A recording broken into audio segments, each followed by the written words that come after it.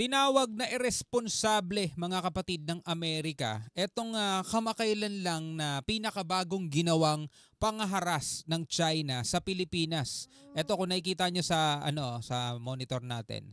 Yan, yung helicopter mga kapatid ng PLA Navy ng China na halos umibabaw na doon sa eroplano ng BFAR mga tol na posibleng magdulot ng aksidente dahil sa pagiging pabaya nila mga tol. Ito ngayon ang binabatikos ng ibang mga bansa at kasama na nga sa nagsalita ng pagbatikos itong Amerika o ang US mga kapatid na yan. Ito sabi sa report, tinawag na irresponsable ng Amerika ang pagbuntot ng China sa eroplano ng Bureau of Fisheries and Aquatic Resources o BFAR sa may Baho de Masinloc mga tol. Yan ang ating panonoorin ngayon at bibigyan natin to ng reaction video and commentary. Bago yan, syempre wag mong kalimutan mag-subscribe. Click mo na rin ang notification bell para ma-notify ka pag may mga bago tayong reaction video tulad nito. Alright, so wag na natin patagalin pa, panoorin na natin to mga tol. Tinawag namang irresponsable ng Amerika ang pagbuntot ng China sa eroplano ng Bureau of Fisheries and Aquatic Resources sa may Baho de Masinloc. Actually, no, irresponsable talaga. Hindi nila iniisip o baka wala silang isip, no, na etong ginagawa nila ay posibleng pagmula ng isang aksidente na maaring ikasawi ng ibang tao, mga tol, no? Ang problema kasi mga kapatid, sarili lang nila iniisip nila. Kapag sila dinidikitan, makapag-demand sila, lumayo-layo kayo, sundin ninyo, mag-comply kayo sa regulation, no? Anti-collision regulation. May mga ganun pa silang nalalaman. Actually, alam naman talaga nilang may mga ganung regulation eh. Pero tignan nyo, sa mga video, sa mga insidenteng tulad ng ganito, ipinapakita ng China na sila mismo talaga ay pangunahing lumalabag sa mga regulations na nandiyan na, mga batas sa karagatan, sa himpapawid. Ito kasi hindi nagawain ng taong may katinuan ng isip nito eh. Biruin mo, ganyan ang gagawin mo. Eh kung magkabanggaan kayo sa ere, di ba? Ang tanong, kaya ba nilang panindigan? Wala, isisisi rin nila yan sa Pilipinas eh.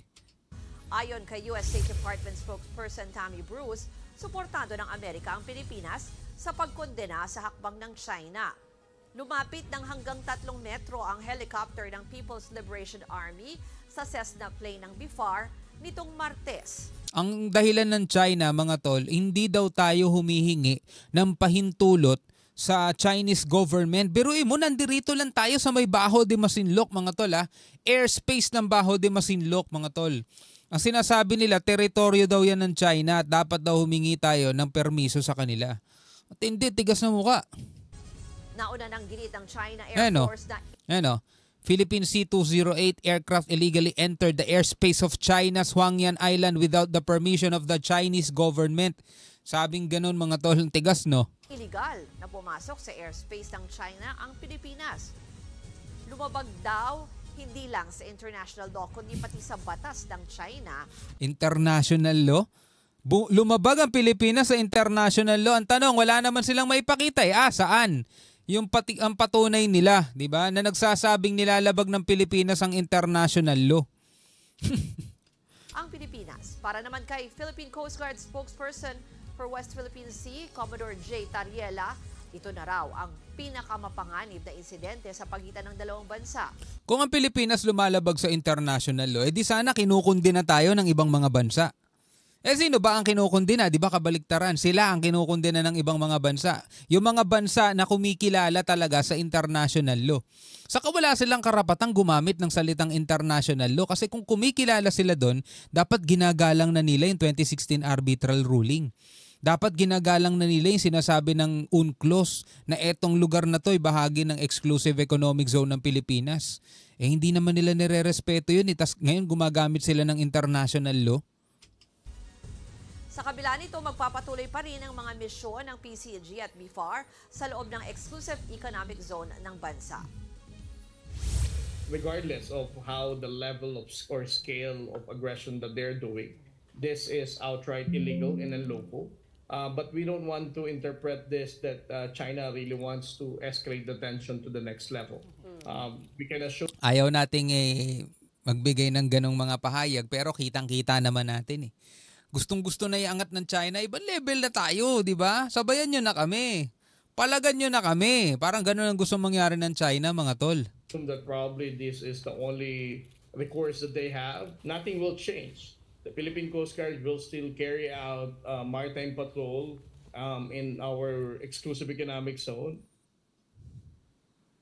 Samantala, 3 mangingisda ang nawawala matapos banggain ng isang hindi pa natutukoy na barko ang isang pangisdang bangka naman ng Pilipinas sa may West Philippine Sea. Ano kaya barko to?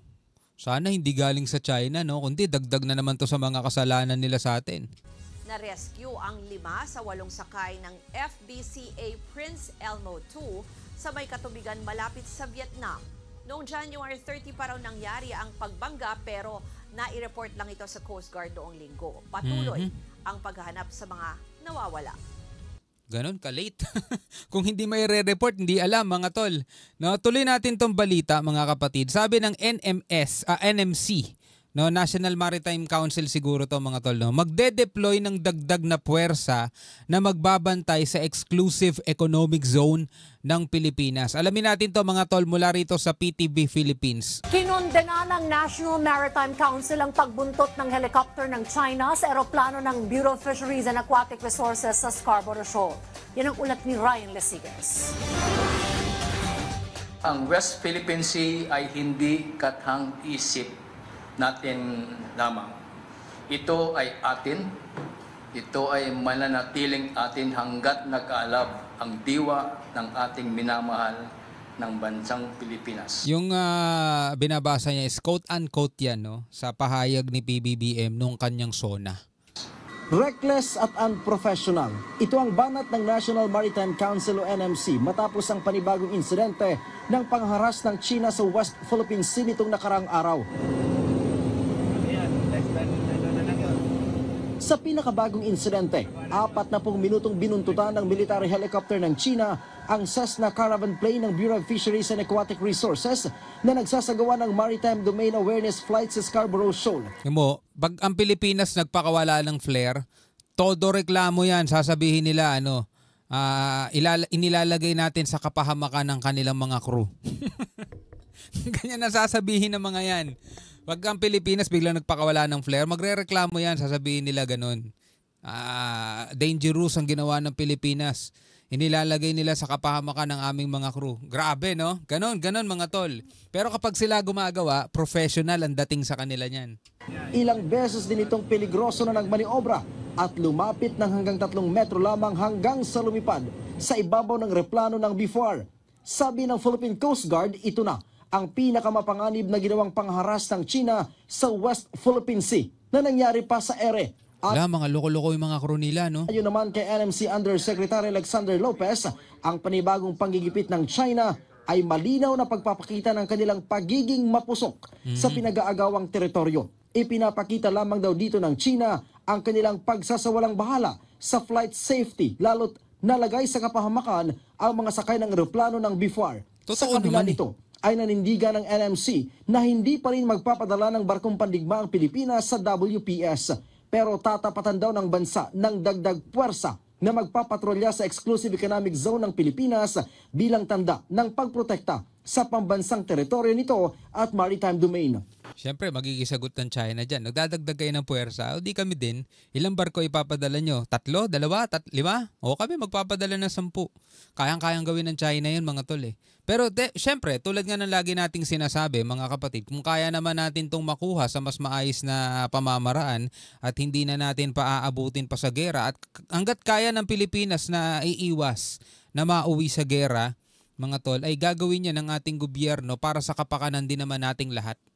Ikaw, ako, lahat tayo na may mga pangarap pa sa buhay, may mga gusto pang marating para sa ating pamilya at mga anak, di ba? Nasa gobyerno din naman natin mga kapatid yung hakbang. Kung ang ating bansa ba ay ipapasok nila sa gera at para maigiit natin yung ating karapatan dito sa West Philippine Sea o gagawa sila ng paraan para manalo tayo dito sa laban na to nang hindi na kailangan pang pumasok sa gera. Nasa sa kanila yon mga tol. At nasa sa atin din yon dahil tayo ang boboto o bumoboto sa mga uupo, no, dito sa ating bansa bilang mga namumuno. Meron dyan na magiging paraan nila is makipagkaibigan na lang sa China. Tanggapin na lang kung anong gustong ng China para wala nang gulo, wala nang problema. Tanggapin na lang kung ano yung mga magiging kapalit na ireregalo ng China. Pwedeng mga panibagong tulay, panibagong kalye, mga ganong mga regalo, mga tol, para wag na nating igiit yung ating karapatan sa West Philippine Sea. O kaya naman pwede kayong bumoto ng mga presidente o mga nasa Senado o nasa Kongreso na maglalaan talaga ng pondo at maglalaan talaga ng kanilang talino para ipaglaban itong ating mga soberanya, itong ating mga nasasakupan. The Philippine government stands firm in upholding our territorial integrity, safeguarding our citizens, and reinforcing a rules-based international order in the West Philippine Sea. Our commitment to peace and diplomacy remains steadfast, but we will never waver in asserting our rightful position and defending which is lawfully ours. Yeah. May panawagan din ng NMC sa mga mangingisdang Pilipino na tila nag-aalangan na mangisda sa West Philippine Sea. We are calling on our fishermen, go out and fish. Exercise your sovereign rights. Atin yan. Yung mga isda dyan ay atin. So we need to urge, motivate our fishermen to go out there and fish. Inihahanda na daw ngayon ng pamahalaan ang panibagong diplomatic protest laban sa China. Hirit ng NMC sa China, igalang ang international law at iwasan ang mga hakbang na magpapalala sa sitwasyon sa West Philippine Sea. Mula dito sa Di ba yung mga mangingisda natin, mga tol, yung tapang ng mga yan o yung lakas ng loob nila, ang pinaguhugutan lang din nila, mga kapatid, itong ating gobyerno. Kapag nakikita nila yung ating gobyerno para bang natatakot din o kaya walang lakas ng loob para makipagsabayan o humarap, no, sa agresibong aksyon ng China, ay mapanghihinaan din sila ng kalooban. Kaya ito, ginagawa ng gobyerno na ipinapakita sa mga mamamayan na tayo talagang willing igiit, no, magde-deploy tayo ng mga dagdag puwersa para igiit etong ating claim, etong ating soberanya sa mapang-abuso, 'di ba? At walang paggalang mga bastos na mga incheck dito sa West Philippine Sea. Nagkakaroon din naman din ng lakas ng loob etong ating mga mamamayang mga kababayang mangingisda na ipagpatuloy yung kanilang hanap buhay, kasi ito yung pangunahing pinagkukunan talaga nila ng kabuhayan At sila nga yung mga nakakaawa rito, mga tol, kasi sila rin yung mga nahiipit. Diba? Anyway, bilang isang Pilipino, ano masasabi mo dyan? Comment ka na lamang sa ibaba. Hanggang sa muli, ako nga pala si Shobaldi. Peace out.